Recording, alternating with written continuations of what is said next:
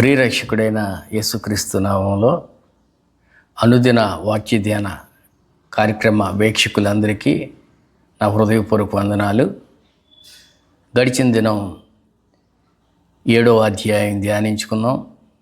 ఈరోజు ఆదికాండం 8వ అధ్యాయాన్ని ధ్యానించుకుందాం. 8వ అధ్యాయంలో మనం చూస్తే నోవహు దినాల్లో వచ్చినటువంటి జలప్రళయం. నోవహు వయసు అప్పుడు సుమారుగా 600 సంవత్సరాలని చెప్పి వాక్యం సెలవిస్తుంది. 600 సంవత్సరాల 2వ నెల 17వ తేదీన ఈ జలప్రళయం ప్రారంభించబడితే 5 నెలలు పరిపూర్ణంగా ఆకాశపు తూములు తెరవబడి ప్రచండమైనటువంటి వర్షం కురుస్తూనే ఉన్నట్లుగా వాక్యం సెలవిస్తుంది.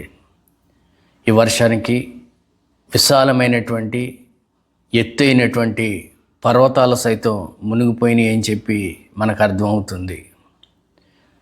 5 నెలల తరువాత దేవుడు నోవహు కుటుంబాన్ని, నోవహుతో ఉన్నటువంటి అన్ని జీవుల్ని జ్ఞాపకం చేసుకుని ఈ ప్రచండ వర్షాన్ని ఆపినట్లుగా ఈ 8వ అధ్యాయంలో ప్రకటన చేయబడుతుంది. తరువాత తను ఉన్నటువంటి ఓడ అరారాతు కొండపై నిలిచినట్లుగా వాక్యంలో రాయబడింది. ఈ అరారాతు కొండ ఎక్కడున్నది అంటే ఈ జలప్రళయంలో నోవహుతో ఉన్నటువంటి వారందరూ ఉన్నటువంటి ఓడ అరారాతు పర్వతం మీద నిలిచినట్లుగా వాక్యం సెలవిస్తుంది. ఈ అరారాతు పర్వతం టర్కీ దేశంలోని ఈశాన్య ప్రాంతంలో ఉన్నట్లుగా మనకు తెలుస్తుంది. ఈ పర్వతాలు చాలా ఎత్తైనటువంటి పర్వతాలు. సుమారుగా ఆ పర్వతం ఎత్తు 4300 మీటర్లు అని చెప్పి బయలుపరచబడుతుంది. అంటే వాక్యం ద్వారా దేవుడు ఎంత స్పష్టంగా రాయించారో చూడండి. 5 నెలలు కురిసినటువంటి ఆ వర్షం 4300 మీటర్ల ఎత్తుకి భూమి మీద నీరు చేరినట్లుగా కనబడుతుంది. ఆ నీటి ప్రవాహానికి ఏ జీవి కూడా సజీవంగా లేదు. సమస్తము కూడా సజీవ సమాధి అయిపోయినట్లుగా మనకు కనపడుతుంది. కేవలం దేవుని ప్రణాళికలో ఉన్నవారు, దేవుని భయం కలిగినటువంటి వారు మాత్రమే నివసించి ఉన్నట్లుగా మనకు కనపడుతుంది. దేవుడు వర్షాన్ని నిలిపిన తరువాత, ఆకాశపు తూములు కట్టబడిన తరువాత ఒక్కసారి నోవహు బయట పరిస్థితి గమనించి తన యొద్ద ఉన్నటువంటి ఒక కాకిని బయటికి విడిచిపెట్టడం జరిగింది. కానీ కాకి తిరిగి రాలేదు. మరలా కొన్ని దినములు ఆగిన తర్వాత తన దగ్గర ఉన్న ఒక పావురాన్ని కూడా బయటికి పంపించడం జరిగింది.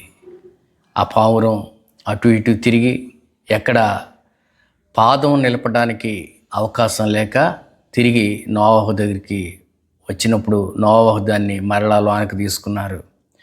మరలా వారం రోజులు గడిచిన తర్వాత ఆ పావురాన్ని బయటికి విడిచిపెట్టినప్పుడు అది తన నోటితోటి ఒక చెట్టు కొమ్మని తీసుకుని అక్కడికి వచ్చినట్లుగా వాక్యం చెప్తుంది.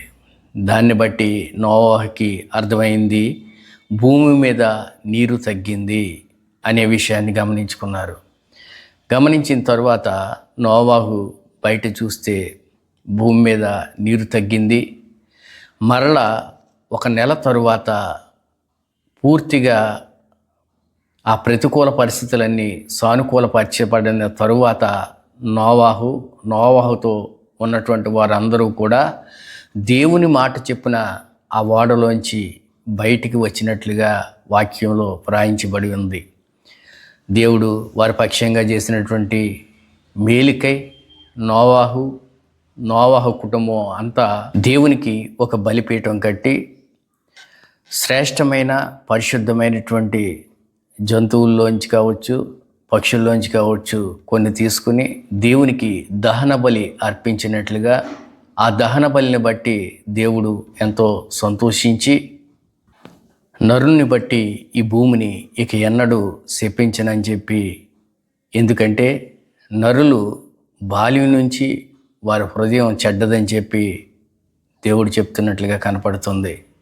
నరులను బట్టి సమస్త జీవుల్ని ఇక ఎన్నడూ నాశనం చేయనని చెప్పి దేవుడు తీర్మానించుకున్నట్లుగా వాక్యం సెలవిస్తుంది. అంతేకాక భూమి నిలిచి ఉన్నంతకాలం కూడా దాని కాలములో దాని పని అది చేసుకునేటట్లుగా దేవుడు ఆజ్ఞాపించినట్లుగా కూడా కనపడుతుంది. శీతాకాలం శీతాకాలంగా, యాసవకాలం యాసవకాలంగా, వర్షాకాలం వర్షాకాలంగా ఉండేటట్లుగా భూమి తన పంటని అది ఇచ్చేటట్లుగా దేవుడు దీవించినట్లుగా మనకు కనపడుతుంది. ఆదాము కుటుంబ సభ్యులతోని సర్వజీవులతోని దేవుడు చెప్తున్నటువంటి మాట, ఈ భూమిని మీరు నింపి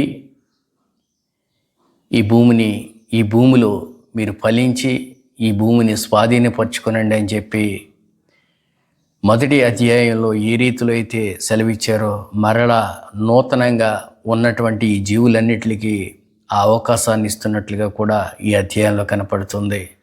కాబట్టి దేవుని భయం కలిగి ఎవరైతే ఉంటారో వారిని దేవుడు దృష్టించే పరిస్థితి ఉంటుంది. అటువంటి భయం దేవుడు మనకి, మన కుటుంబాలకి అనుగ్రహించునుగాక. ఈ కొద్దిపాటి మాటలు దేవుడు దీవించునుగాక. ఆమెన్. పరిశుద్ధుడా, ప్రేమ కలిగిన దేవా, కృప కలిగిన తండ్రి, మీ పాదాలకు వందనాలు, స్తుతులు, స్తోత్రాలు నాయన.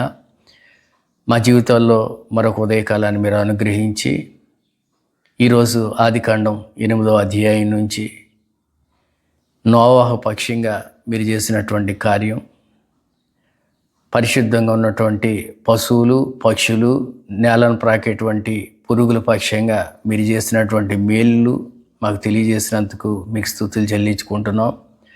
దేవా, ఈ లోకంలో మేము బ్రతికినంతకాలం మీ యందు భయభక్తులు కలిగి మేము బ్రతకడానికి మీ కృప సర్వజనులకి, సర్వ సృష్టికి అనుగ్రహించి మహిమ, ఘనత, ప్రభావములు మీరే పొందుకొనమని పరిశుద్ధుడైన యేసుక్రీస్తు నామములో బ్రతిమాలు వేడుకుంటున్నాం తండ్రి.